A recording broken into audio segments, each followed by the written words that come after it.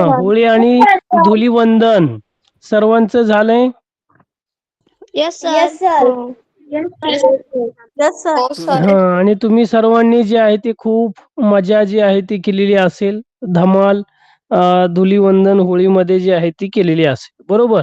मागच्या आठवड्यात आपण स्कॉलरशिप विषयीची थोडी जे प्रश्न आहेत किंवा कशा पद्धतीने तुम्हाला पेपर गेलते त्याविषयी आणि त्यानंतर आपण एक पाठ पण अभ्यासलेला होता. सर्वजण आलेत का? अजूनही बरेच काही विद्यार्थी जे आहेत ते जॉईन झालेले नाहीत.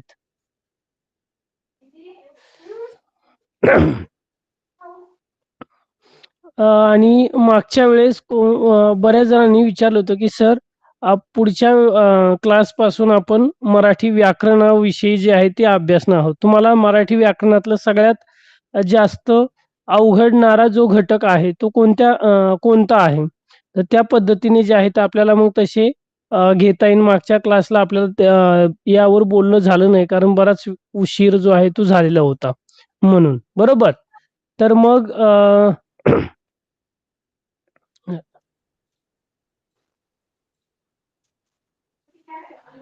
कोणते आहेत मराठी व्याकरणामधले जे महत्त्वाचे जे घटक आहेत, की साधारणतः सर आम्हाला हे थोडे अवघड जातात किंवा शाळेमध्ये झालेले नाहीत. म्हणजे ते सुरुवातीला जे आहे ते आपल्याला घेता येईल आणि त्यावर जे आहे ते चर्चा आपल्याला करता येईल. साधारणतः बरेच तुम्हाला टॉपिक जे आहे ते साधारणतः अवघड जातात. समृद्धी, प्रीती मागच्या वेळेस मानसीनं प्रश्न विचारलेले होते काहीतरी आणि सई कुणी विचारलेलं होतं काय मग? कोणते महत्त्वाचे जे घटक आहेत व्याकरणामधले, की ते जास्त तुम्हाला अवघड जातात? म्हणजे त्या पद्धतीने जे आहे ते आपण तशा पद्धतीने जो आहे तो आपल्याकडे आता हा महिना आहे जवळपास आणि तुमचे महिना सर अखेरला साधारणतः तुमची परीक्षा सुरुवात होईल, वार्षिक परीक्षा. हां. सर आपण ह्या टर्मचे पासून घ्यायचं का ग्रामर? हो, या टर्मचंच आहेत आपण जी आहेत. तर साधारणतः तुम्हाला तुम्हाला जर अभ्यासक्रम दिला असेल की किंवा कोणतं अवघड जास्त जातं, तर त्यामधलं तर आपण पुढच्या तासाला जे आहे तर आपण तसं घेणार आहोत. कारण मागच्या तासाला तुम्ही सांगितलं पण नाही की व्याकरणातला कुठला टॉपिक जो आहे तो साधारणतः घ्यायला पाहिजे किंवा काय आणि म्हणून तो जो आहे तो आपल्याला त्याबद्दलचं जे इथे मटेरियल पाहिजे, तर ते आपल्याला आत्ता अवेलेबल नाही. हां. तर कुठला आहे मराठी Sir, व्याकरणातला तुम्हाला अवघड वाटणारा अलंकार. जो टॉपिक? हां, अलंकार. बरं. अजून? त्यानंतर प्रीती? आणि सर अलंकार, संधी. यमक, सर संधी. संधी. अलंकार. बरं. हां. अजून कोणतं म्हणलं? काय म्हटले? प्रकार कसले? यमक, अलंकार. बरं, बरं. या अलंकार आणि अलंकाराचे प्रकार जो आहे तो डिटेलमध्ये जो आहे तो आपण पुढच्या तासाला जो आहे तो घेणार आहोत. समास. आज बरं समास. आपण त्यानंतर जो आहे तो साधारणतः हे 2-3 घेऊया. मग पुढच्या तासाला जेव्हा सुरुवात करेल तसे क्रमवाईज मला एक क्लास अगोदर सांगत जा. तशा पद्धतीने आपण जी आहे ती त्याची तयारी जी आहे ती करणार आहोत. तर सुरुवात करूया आपण. पुढचा जो जलदिंडी आपण पाहिला तुम्ही प्रश्न उत्तरे पण त्याची झालेली असेल किंवा तुमच्या शाळेमध्ये साधारणतः सुरू असेल. असाच एक जो धडा कविता आहे, की जे आपल्या मातृभूमीविषयीचे जे आहेत, तर आदर जो आहे तो त्यांनी आपल्या काव्यातून मांडलेला आहे. तर तुम्ही साधारणतः 27 फेब्रुवारी म्हणजे अजून 7-8 दिवसापूर्वी साधारणतः आपण मराठी राजभाषा दिवस किंवा मराठी भाषा गौरव दिन मागचा साधारणतः आपला शेवटचा तास त्या दिवशी होता. बरोबर? आणि 27 फेब्रुवारीला आणि त्यामध्ये बऱ्याच जणांनी तुम्ही विविध प्रकारची आपली मतं पण व्यक्त केलेली होती आणि त्यामधलाच एक जे काव्य होतं, लाभले आम्हास भाग्य बोलतो मराठी. ही जी कविता आहे, या कवितेच्या ज्या ओळी आहेत आणि त्या कवितेचे जे कवी आहेत, कोण? सुरेश भट. आणि या सुरेश भटांच्या या ज्या ओळी आहेत, तर त्यांनी आपल्या मातृभूमीविषयीचं जे वर्णन आहे, तर त्यांनी सुंदर असं वर्णन त्यांनी या पाठात केलेलं आहे. तर त्याविषयीची माहिती आपण आज पाहणार आहोत. सांगितलं होतं बऱ्याच जणांनी किंवा तुम्ही बऱ्याच व्हिडिओज किंवा सॉंग्स हे ऐकलेलं असेल, की लाभले भाग्य आम्हास बोलतो मराठी, जाहल परंतु ह्या ज्या सुरेश भटांच्या ज्या कविता आहे, अत्यंत सुंदर अशा ओळी त्याचबरोबर हे जे कवी होऊन गेले आहेत सुरेश भट यांनी मराठी भाषेबद्दल असेल किंवा मराठीचं वर्णन जे आहे आपल्या मातृभूमीचं जे वर्णन आहे त्यांनी अगदी साध्या सरळ सोप्या शब्दांमध्ये त्याचं वर्णन जे आहे ते केलेलं आहे. आणि या विषयीचीच माहिती आपण साधारणतः जे आहे ते आज आपण अभ्यासणार आहोत. सुरेश भट काय बरं, सुरेश भटांविषयीचे काही कोणाला सांगता येईल? सुरेश भट कोण होते किंवा त्यांच्या विषयीची माहिती? सर सुरेश भट सुप्रसिद्ध कवी, गझलकार. सुरेश भट यांचे खरे सामर्थ्य त्यांच्या राजकीय, सामाजिक आशयाच्या कवितांतून जाणवते. बर अजून हे जे सुप्रसिद्ध कवी गझलकार सुरेश भट यांचे सामर्थ्य म्हणजे त्यांनी विविध प्रकारचे रूपगंधा, रंग माझा वेगळा, एल्गार, झंझावात हे काव्यसंग्रह त्यांचे प्रसिद्ध आहे. त्यांचं खूप सारं साहित्य. मग त्यांनी गझल हा एक प्रकार जो आहे रचनात्मक बंधाचा निष्ठापूर्वक स्वीकार व प्रसार त्यांनी केलेला आहे. गझल काय आहे? मग त्यांच्यामुळेच गझल हा मराठीत अत्यंत लोकप्रिय झालेला आहे. काफला हा संपादित संग्रहात त्यांच्या काही निवडक गझलांचा समावेश होतो. मग गझल हा प्रकार जो आहे साधारणतः आपण पाहतो बऱ्याच वेळा विविध कार्यक्रमांमध्ये किंवा साधारणतः तुम्ही आलेले असेल पुढच्या वर्षी किंवा तुम्हाला 10वीला पण हा गझल प्रकाराचा जो उदाहरण आहे ते पाठ्यपुस्तकात येईलच. तर हा जो गझल प्रकार आहे तो त्यांचा खूप जो आहे तो गाजलेला असा साहित्य प्रकारमध्ये आहे. तर हे जे म्हणजे साधारणतः आपण आपल्या मातृभूमीवर कसं अनन्यसाधारण महत्वाचं प्रेम जे आहे ते आपण करत असतो. मातृभूमी आपल्याला वाढवते, सर्वांवर ने घडवते. आपल्या जीवनात आई इतकेच मातृभूमीला अनन्यसाधारण महत्व आहे. आपण पाहतो साधारणतः आपण आपल्या आईवर जसं प्रेम करतो तसंच आपण या मातृभूमीवर सुद्धा प्रेम करत असतो. जन्मभूमीवर सुद्धा एक आईप्रमाणेच प्रेम करत असतो. जसं की आपण भारत माता वगैरे म्हणतो आपण साधारणतः. काय आहे भारत माताची ही जन्मभूमी मातृभूमी ही जी आहे तर हिला आई प्रमाणेच अनन्यसाधारण अशा प्रकारचं महत्व आहे. मग सुरेश भट आपल्या मातृभूमीला वाढवण्यासाठी तिचा आदर करण्यासाठी सर्वांनी कशा प्रकारे जे आहे ते वागलं पाहिजे. आपल्या जीवनात आई इतकेच मातृभूमीला अनन्यसाधारण असं महत्व आहे आणि त्यामुळे मातृभूमीच्या ऋणातून मुक्त होण्यासाठी काय नि किती करावे असे कवीला सतत वाटत असते. म्हणजे आपण आपल्या आईसाठी साधारणतः काय करावे, तिला शोभल किंवा तिचा अभिमान वाटन असं कार्य आपण आपल्या हातून व्हायला पाहिजे. आणि म्हणून कवी सुरेश भट म्हणतात की काय आणि कसे करावं, किती करावं. प्रस्तुत कवितेत आपल्याला अंतःकरणातील मातृभूमीविषयीचा आदर हा जो आहे तो कवीने अतिशय गौरवपूर्ण रीतीने जे आहे ते व्यक्त केलेलं आहे. जसं की मराठी भाषे बाबत आपण अभिमान गीत त्यांचं नावाजलेलं आहे. लाभले भाग्य आम्हास. साधारणतः हे अभिमान गीत आहे आणि हेच अभिमान गीत जसं मराठी भाषेबद्दल आहे तसंच ही जी मायभूमी मातृभूमी बद्दलचं जे गौरवपूर्ण ज्यांनी गौरव शब्दात त्यांनी जे आहे ते वर्णन आपल्याला या प्रस्तुत काव्यामध्ये जे आहे ते केलेलं आपल्याला दिसून येतं. तर पाहूया, घे मायभूमी तुझे मी असे हे गझल सम्राट सुरेश भट 1932 ते 2003 पर्यंत साधारणतः त्यांचा कार्यकाळ आहे. सुप्रसिद्ध कवी आहेत, गझलकार आहे आणि त्यांनी राजकीय सामाजिक आशयांच्या कविता अत्यंत ज्वलंत त्यांच्या आहेत. गझल या रचनाबंधाचा निष्ठापूर्वक स्वीकार आणि प्रसार हा त्यांनी साधारणतः करून दिलेला आहे आणि मराठीत अत्यंत लोकप्रिय हा त्यांचा प्रकार जो आहे तो गाजलेला आपल्याला पाहायला मिळतो. असे हे सुरेश भट आणि त्यांनी मग त्यांचं विविध प्रकारचं जी साहित्य संपदा आहे त्यांचं लेखन आहे. मग काय आहे त्यांचं योगदान मराठी भाषेबद्दल. मग प्रसिद्ध काव्यसंग्रह कोणकोणते आहे? रूपगंध आहे, रंग माझा वेगळा आहे, एल्गार आहे, झंझावात आहे, काफला निवडक गझलांचा संपादित संग्रह सुद्धा हा त्यांचा खूप प्रसिद्ध मानला जातो. असे हे गझलकार सुरेश भट. कवी म्हटलं जातं, गझलकार पण म्हटलं जातं.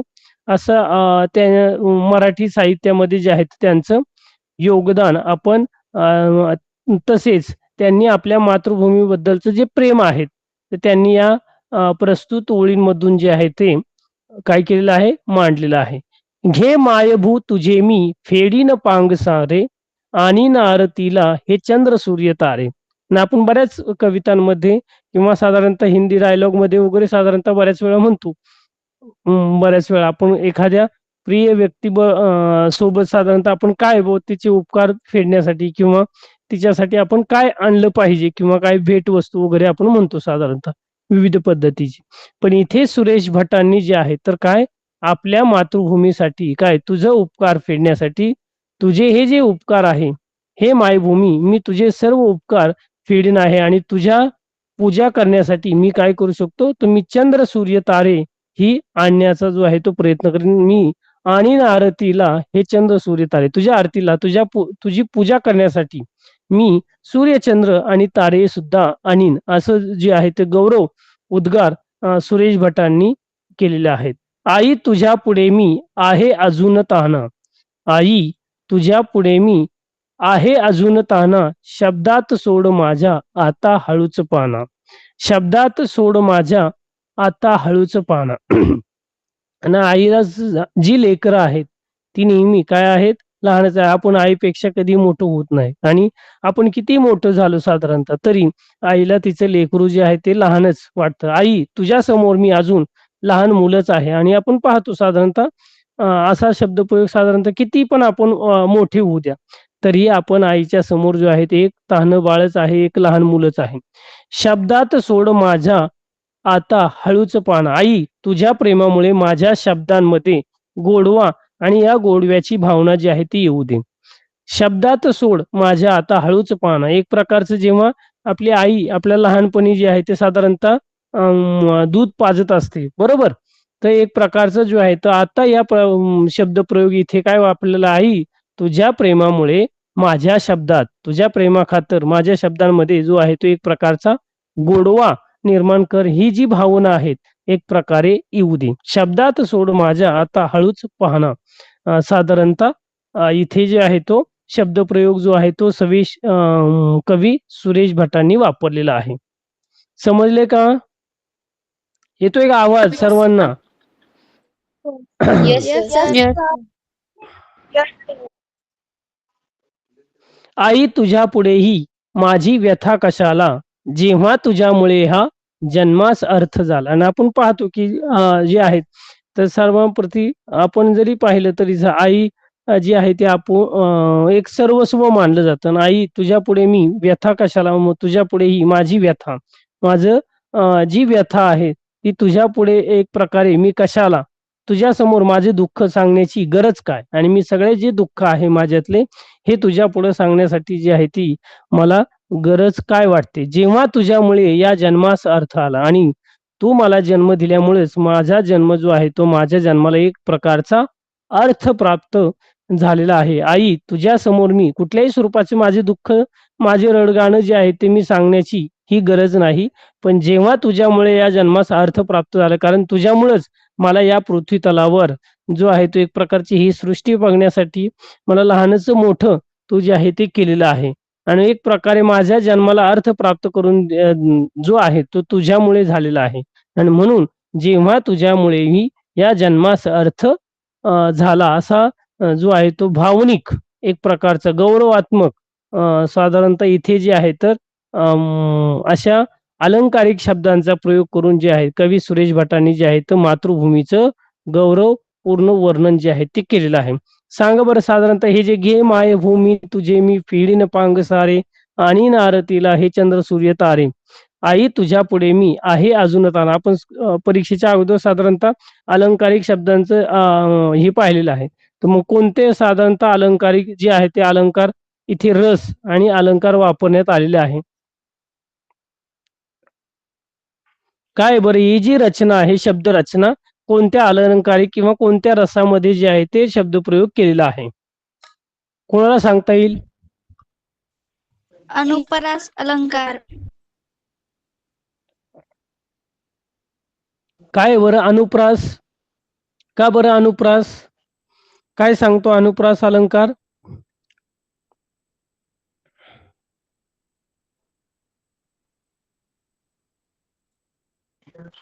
कवितेतील एका अक्षराची पुनरावृत्ती होणे त्यातील नादामुळे जेव्हा त्याला शौर्य प्राप्त होते तेव्हा अनुप्रास अलंकार तयार होतो. हा, मग इथं कोणतं उदाहरण साधारणतः कोणत्या ओळीतून या उदाहरणाची ओळख पटते साधारणतः मग?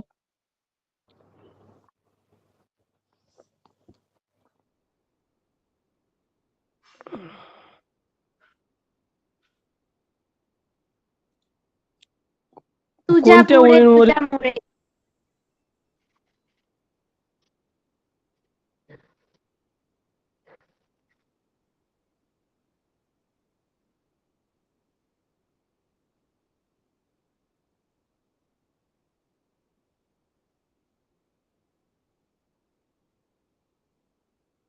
अजून अजून कोणते शब्दप्रयोग येथे वापरलेला आहे?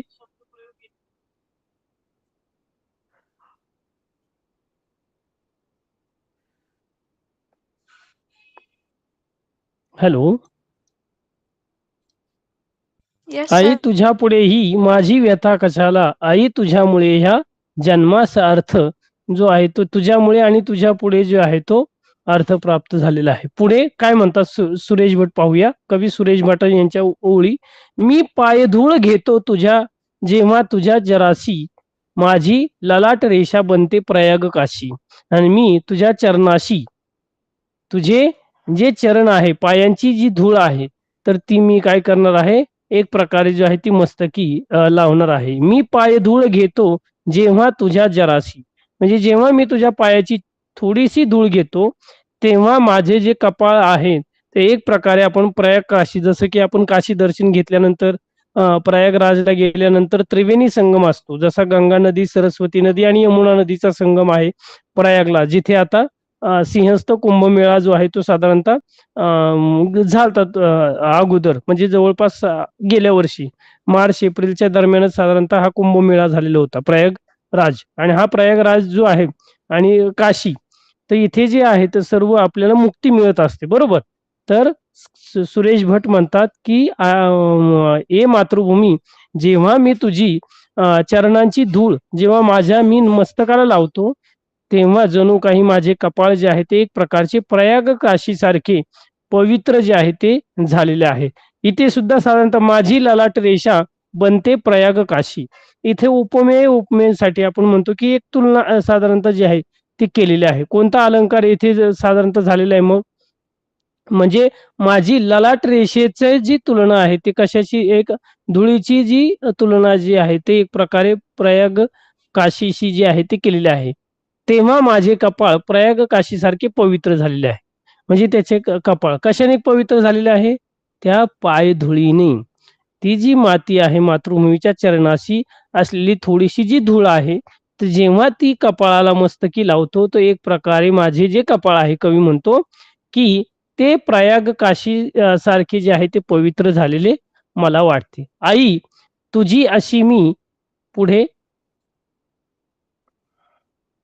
आई तुझी अशी मी गाईन रोज गाणी, माझी तुझ्या दुधाने गेली भिजून वाणी. आणि मग जे आहे ते कवी सुरेश भट म्हणतो, आई तुझी अशी मी गाईन रोज, आणि ही जे गौरवपूर्ण जे उद्गार आहे, गौरवान्वित जे उद्गार आहे, शब्द रचना जे आहे ते मी अशीच काय करेन, एक प्रकारे जे आहे ते रोज प्रकारे जे आहे ते गाणं मी गाणार आहे. आणि यातून जे आहे ते एक प्रकारे गाणी गाणार आहे. म्हणजे काय, तुझी रोज स्तुती जी आहे ती करणारी गाणी एक प्रकारे मी रोज रोज गाणार आहे. माझी तुझ्या दुधाने गेली भिजून वाणी, आणि ही जी माझी वाणी आहे तुझ्या या संस्कारामुळे, तुझ्या या दुधामुळे माझी वाणी जी आहे ती पवित्र मधुर जी आहे ते एक प्रकारे झालेली आहे. माझी तुझ्या दुधाने गेली भिजून वाणी, म्हणजे माझी जी वाणी आहे, माझा जो कंठ आहे तुझ्या या संस्कारामुळे, म्हणजे इथे दुधाने म्हणजे मातृभूमीचा आपण दूध थोडंच की संस्कार एक प्रकारचा, तुझ्या संस्कारामुळे माझी एक प्रकारची जी वाणी आहे ती पवित्र आणि मधुर झालेली. का? कारण तुझी स्तुती करताना, तुझे गौरव करताना जे आहे ते एक प्रकारचं माझा कंठ जो आहे तो एक प्रकारे काय झालेला आहे, पवित्र झालेला आहे, मधुर झालेला आहे. का? कारण या मातृभूमीने माझ्यावर खूप सुंदर असे संस्कार जे आहे ते केलेले आहे आणि म्हणून मी चांगल्या प्रकारे इथे लहानाचं मोठं झालो. माझ्यावर चांगले प्रकारचे संस्कार जे आहेत तर तुझ्या या संस्कारामुळे जे आहे ते झालेले आहे. आणि अशा पद्धतीने जे आहे एक सुंदर वर्णन कवी सुरेश भट यांनी जे आहे तर इथे आपल्या मातृभूमीचे एक गौरवान्वित उद्गार जे आहे ते साधारणतः इथे काढलेले आहे. समजले? Yes sir. यस पुढे सर. Yes sir. आता या कवितेमध्ये मातृभूमीच्या ऋणातून मुक्त होण्यासाठी आपण काय काय करावं, किती करावं असं साधारणतः कवीला जे आहे ते सतत वाटत असतं. आणि प्रस्तुत ही कविता आहे. अंतःकरणातील मातृभूमीविषयीचा रिस्पेक्ट म्हणजे आदर जो आहे तो एक प्रकारे गौरवान्वित जो आहे तो गौरव पूर्ण केलेला आहे. आणि मग कृतज्ञतेचा अनंत प्रवास साधारणतः या मातृभूमीचे ऋण न फिटणारे आहे. आपण पाहतो की आई वडिलांनी आपला जो सांभाळ केलेला आहे, लहानाचं मोठं केलेलं आहे, त्यांचे उपकार आपण कधीही फेडू शकत नाही. आपल्याला ही जी सृष्टी पाहण्याची जी संधी आपल्या आईबाबांनी जी दिलेली आहे आणि त्या संधीचं जे आहे ते आपण सोनं केलं पाहिजे. आपण जीवनामध्ये खूप चांगल्या पद्धतीने जे आहे ते आपल्याला जे बनायचं त्यांचं जे स्वप्न आहे, तुमचं जे स्वप्न आहे ते पूर्ण करायचं आहे. पण हे स्वप्न, हा जो आनंद आहे, ही सृष्टी पाहण्याचा जो आनंद आहे तो आपल्या मातृभूमीने, आपल्या जन्मदात्या जन्मपित्याने जन्मदात्रीने जे आहे तो दिलेला आहे. आणि म्हणून यांचे जे ऋण आहे ते कधीही न फिटणारे आहे. आणि तीच या जीवनाची एक प्रकारची सार्थकता आहे. मातृभूमीचे हे ऋण जे आहे ते एक प्रकारे न फिटणार आहे, पण त्यांचे ऋण फेडण्यासाठी आपण त्यांना साजेसं असं, बरोबर, त्यांनी जी संधी दिली आहे, त्यांचे जे उपकार आहेत, त्यांचं जे ऋण आहेत ते आपण एक चांगल्या प्रकारे चांगला विद्यार्थी, चांगली विद्यार्थिनी, चांगला नागरिक आणि आपण जीवनामध्ये जे काही बनणार आहोत ते एक प्रकारे चांगलं सार्थकी आपलं जीवन त्यांनी जे दिलेलं जीवन जे आहे ते सार्थकी लागावं असं काम आपण जीवनामध्ये करायला पाहिजे. म्हणून सुरेश भट म्हणतात की या मातृभूमीचं ऋण हे कधी न फिटणार आहे. आणि ही एक आपल्या जीवनाची जी आहे ती खरी सार्थकता जी आहे ती आहे. आणि या मातृभूमीने तुम्हाला सर्वस्व, तुमचं संस्कार, तुम्हाला लहानाचं मोठं केलेलं आहे, तुमच्यावर घडणारे जे विविध प्रकारचे जे संस्कार आहेत, या मातीने, या मातृभूमीने तुम्हाला दिलेले आहे. म्हणून कवी म्हणतो की घे मायभूमी तुझे मी, फेडी न पांगसारे आणि न आरतीला हे चंद्र सूर्य तारे.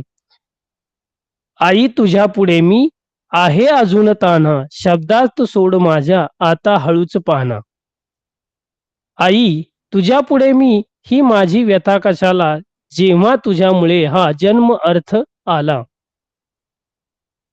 मी पायधूळ घेतो जेव्हा तुझी जराशी, माझी ललाट रेषा बनते प्रयाग काशी. आणि आपण एवढं हे सगळ्या गोष्टी आहे की या मातेच्या, या मायभूमीच्या, या मातृभूमीच्या चरणाची धूळ जी आहे जेव्हा आपण आपल्या मस्तकाला लावतो, तो की एक प्रकारचं आपलं जे कपाळ आहे, आपली जी जे कपाळ आहे ते एक प्रकारची जी रेषा आहे कपाळावरची, तर एक प्रकारे प्रयाग काशी सारखं पवित्र ही होऊन जाते. आई तुझी अशी मी रोज एक प्रकारची स्तुतीपूर्ण गाणी जी आहे ती गाणार आहे.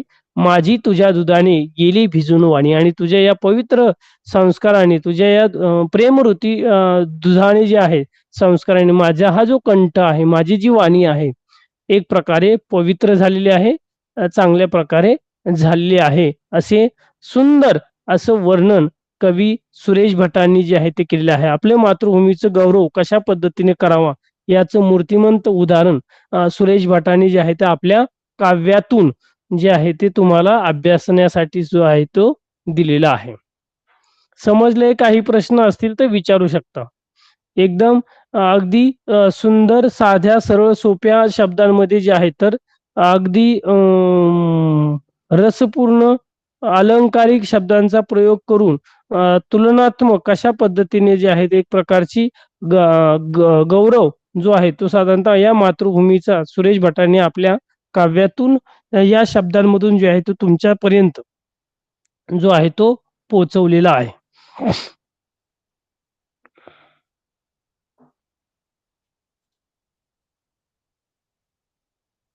कोणाला काही प्रश्न आहेत? हे जी कविता No, झाली sir. त्यातले जे किंवा शब्दरचना आहेत काही शब्दांचा अर्थ जर नसेल समजला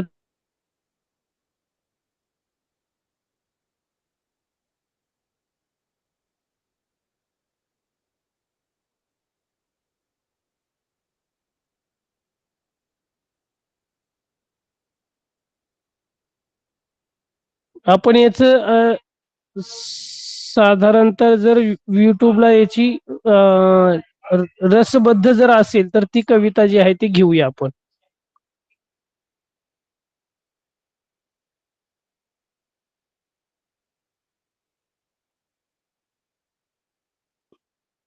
तुम्हाला ऐकायला पण मिळेल साधारणतः कशा पद्धतीने.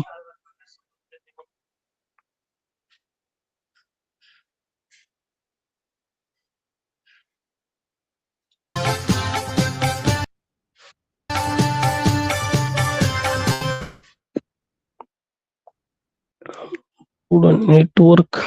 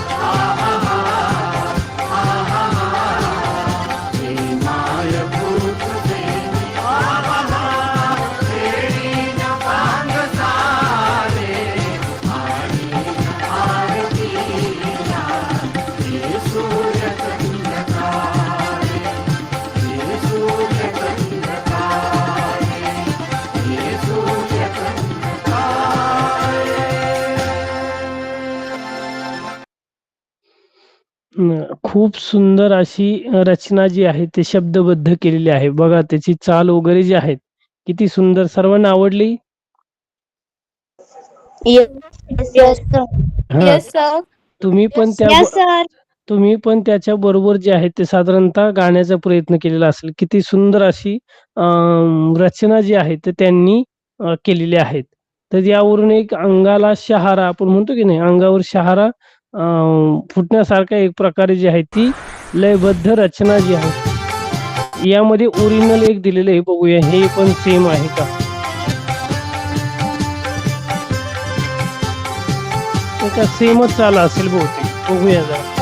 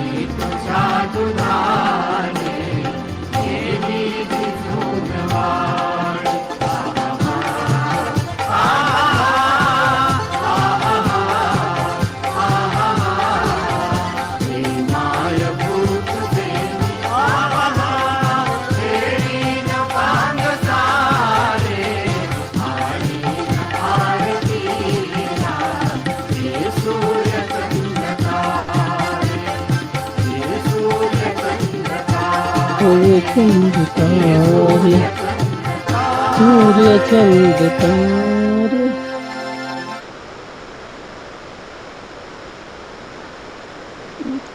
फ्रेश वाटलं सर्वांना हे ऐकून? सुमधुर गीत. Yes sir. किती सुंदर अशा पद्धतीने जी आहे ती रचना सुरेश भटांनी जी आहे ती केलेली आहे.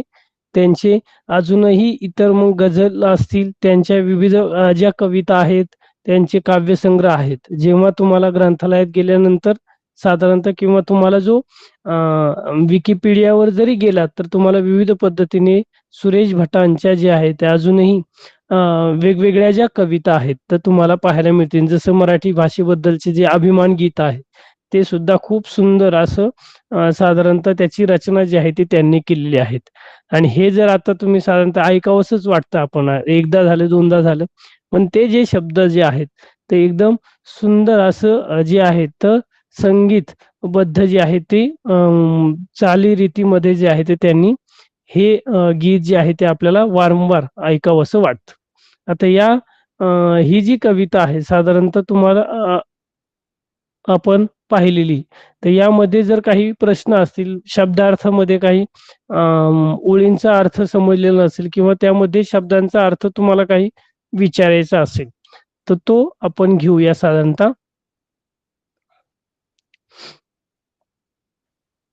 सर, ललाट हां. रेषा म्हणजे कपाळ ना?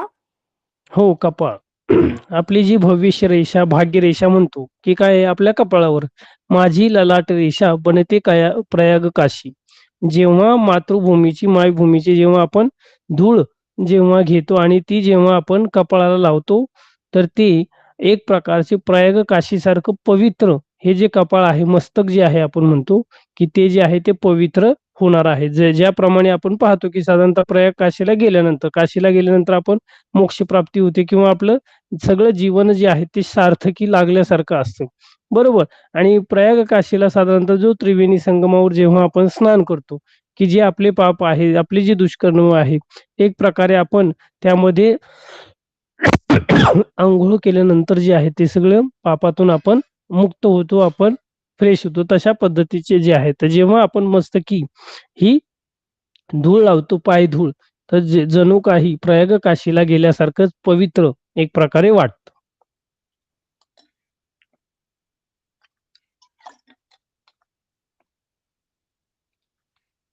अजून कोणाला काय प्रश्न? मग प्रश्न उत्तर आपण साधारणतः घेता येईल. मग आहे कोणाला काही प्रश्न? स्वरा, श्रुती, समृद्धी, सई, प्रीती, हर्षदा. No sir. मग प्रश्न उत्तर आपण प्रश्न उत्तर घेऊया. बर बर. Yes sir.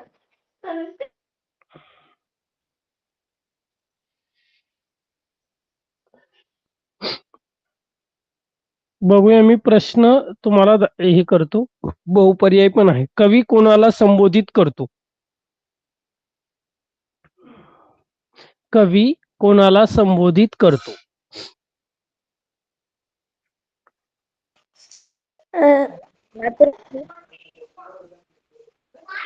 हा. सर, मातृभूमी. कवी आपल्या मायभूमीला म्हणजे आईसारख्या वाटणाऱ्या मातृभूमीला संबोधित करतो. अगदी बरोबर. कवी मायभूमीचे ऋण कसे फेडणार आहे? कवी मायभूमीचे ऋण कसे फेडणार आहे? ज्याला येते त्यांनी रेज हँड करा, की जेणेकरून मग मी विचारेन कोणाकोणाला या प्रश्नाचं उत्तर येते. सर रिपीट करा ना. कवी रिपीट करा ना. कवी मायभूमीचे ऋण कसे फेडणार आहे? कवी मायभूमीचे ऋण कसे फेडणार आहे?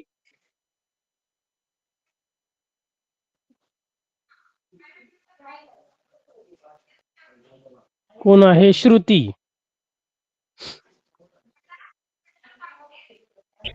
आरतीला चंद्र तारे सूर्य आणून.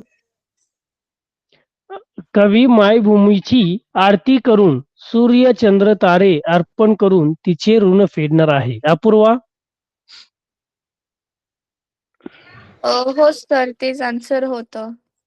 कवी मायभूमीची जी आरती जी आहे ती आरती करून सूर्य चंद्र तारे अर्पण करून जे आहे ते एक प्रकारचं या मायभूमीचं, या मातृभूमीचं ऋण फेडणार आहे. पुढचा प्रश्न. कवी स्वतःला तान्हा का म्हणतो? कवी स्वतःला तान्हा का म्हणतो? बघूया कोणाला या प्रश्नाचं उत्तर. कवी स्वतःला तान्हा का म्हणतो? स्वरा.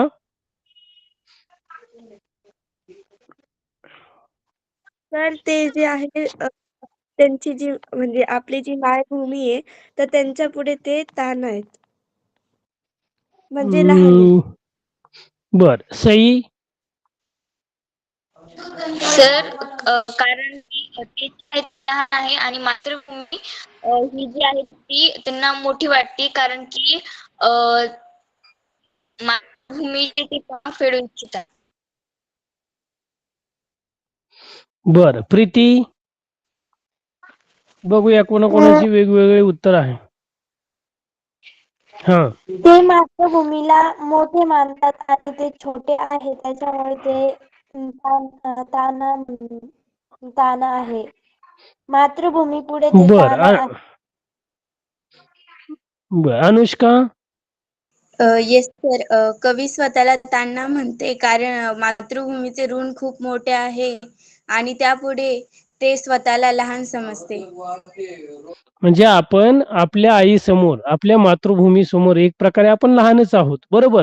आणि मग हे जे कवी आहेत तर काय सांगतात की अजून या मायभूमी समोर मी खूप छोटा आहे लहान आहे. आणि त्यामुळे जे आहे मी तिच्यावर अवलंबून आहे डिपेंडेड आपण एक प्रकारचं म्हणतो. जसं की आपण आपल्या आई वडिलांसमोर काय आहोत लहान आहोत कारण आपण आज जे आहेत आपण स्वतः कमवतो का किंवा काय तर आई बाबा जे आहे ते खूप कष्ट करून आपल्याला लहानाचं मोठं करतो म्हणून आपण आपल्या आई बाबांवर काय आहे अवलंबून आहेत. मग आपण कवी म्हणतो की आपण स्वतःला खूप काय आहे तो ताना समजतो लहान समजतो. आणि या मायभूमी समोर मी अजूनही लहान आहे तिच्यावर अवलंबून आहे म्हणून मी स्वतःला काय म्हणतोय ताना म्हणतो. असा साधारणतः तुमचा शब्दप्रयोग यायला पाहिजे. बर ललाट रेषा बनते प्रयाग काशी याचा अर्थ काय. ललाट रेषा बनते प्रयाग काशी या ओळीचा अर्थ काय. बघूया कोणाला येतोय. ललाट रेषा अपूर्वा. सर जेव्हा म्हणजे जे लेखक आहे ते जेव्हा मायभूमीची कवी जी इथे कवी हा तर ते तेवढं जेव्हा विसरायचं नाही. जेव्हा आपण कवितेचे प्रश्न साधारणतः कवितेच्या प्रश्नावर चर्चा करत असतो किंवा कवितेच्या प्रश्नांची उत्तरं लिहिणार आहोत तेव्हा कवी आलं पाहिजे इथे लेखक नाही. जेव्हा तुम्ही पाठ असो तेव्हा लेखक. पण हा शब्द हे पण लक्षात ठेवायचे की तुमचे मार्क्स इथे कट होऊ शकतात म्हणून लक्षात ठेवा की जेव्हा तुम्ही कवितेच्या प्रश्नांची उत्तरं देतायत लिहितायत तेव्हा कवी जो आहे तो हा प्रयोग आला पाहिजे. हा सांगा पूर्वा. आणि जेव्हा ते कवी जे आहे ते जे माय म्हणजे आपल्या धरतीची जी धूळ असते माती ती जेव्हा ते कपाळाला लावता तेव्हा असं म्हणजे ती प्रयाग काशी सारखी वाटते बनते म्हणजे त्या आपली जी रेषा कपाळ असतं ते. त्याचे जे जीवन आहे साधारणतः कवीचं जीवन पवित्र होतं या मायभूमीच्या पायधुळेमुळे या कवीचे जीवन जे आहे ते पवित्र झालेले आहे म्हणून ललाट रेषा बनते प्रयाग काशी. बर पुढचा प्रश्न कवी रोज काय करणार आहे. शेवटचा कवी रोज काय करणार आहे. प्रीती.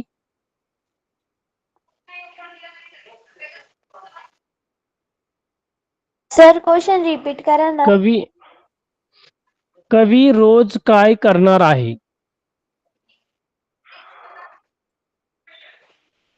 कवी रोज काय करणार आहे. कवी रोज मायभूमीची गाईल म्हणजे कवी रोज मायभूमीची गाणे गाणार आहे रोज. कवी रोज मायभूमीचे गाणे गाणार आहे. बर अजून कोण सांगतंय. सर तेच आन्सर आहे प्रीतीने सांगितलेला आन्सर आहे. सर कवी हा जागतात सर. कवी रोज काय करणार आहे या मातृभूमीचं या मायभूमी विषयीची जी स्तुती आहे ती स्तुतीपर गाणं जे आहे तो गाणार आहे. म्हणून कवी येथे सांगतो की मी काय करणार आहे मी रोज या मातृभूमीची स्तुती करणारी गाणी जी आहे ती गाणार आहे. आणि यातून जे आहे ते एक प्रकारचं मी ऋण फेडण्याचं काम हे करणार आहे. मी जितका प्रयत्न करू जितकं काम करू साधारणतः ते कमीच आहे परंतु या मायभूमीचं ऋण फेडण्यासाठी मला जे वाटेल मी ते करायला तयार आहे. असे साध्या सरळ सोप्या शब्दांमध्ये जे आहे ते सुरेश भट यांनी जे आहे ते अतिशय गौरवरित्या जे आहे ते एक प्रकारे सुंदर असं वर्णन त्यांनी या कवितेमध्ये केलेलं आहे. समजले? आता अशा पद्धतीने ही प्रश्न उत्तर झाली. यामुळे या खाली जो स्वाध्याय आहे तो तुम्हाला वहीमध्ये सोडवायचा आहे. कवितेतील ओळी शोधून साधारणतः लिहा. यमक जुळवणारे शब्द. शेवटचा प्रश्न घेऊया. मग स्वमत वगैरे साधारणतः तुम्हाला जे आहे ते सोडवायचं आहे. इथे यमक जुळवणारे शब्द कोणकोणते आहेत? मी सगळ्या ओळी हे करतो. एकेकाने सांगायचा, सगळे एकत्र नको. एकेकाने सांगायचे.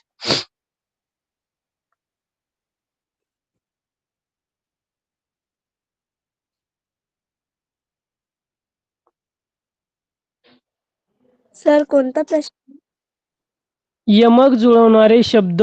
या कवितेतले यमक जुळवणारे शब्द कोणकोणते सर, मी आहेत? सांगू? एक सर्वजण थांबा, एकच मिनिट मला बघू द्या इथे. प्रीती, स्वरा, सर्वांनी एक एक किती? 1 2 3 4 5. सुरुवातीला अनुष्का, हर्षदा, प्रतीक्षा, अपूर्वा सुरुवात करा. अनुष्का पासून सुरुवात करतायत. एक एक सांगायचे जोडी. सर, सारे आणि तारे. बर, पुढे. पाना पाना. ताना पाहना, अगदी बरोबर. पुढे. तर गाणी वाणी.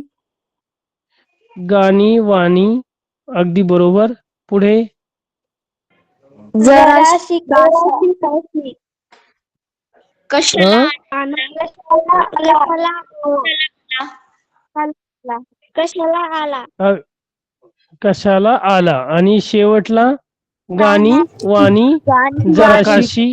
कशाला आला, ताना पाना, सारे तारे, गाणी वाणी. अगदी बरोबर, खूप सुंदर. या कवितेचा स्वाध्याय जो आहे तो सर्वांनी सोडवायचा आहे. इथेच आपण आज जो आहे तो थांबणार आहोत. अजून काही प्रश्न कुणाशी राहिलेले असतील तर विचारू शकतो. No sir. पुढच्या तासाला आपण पुढच्या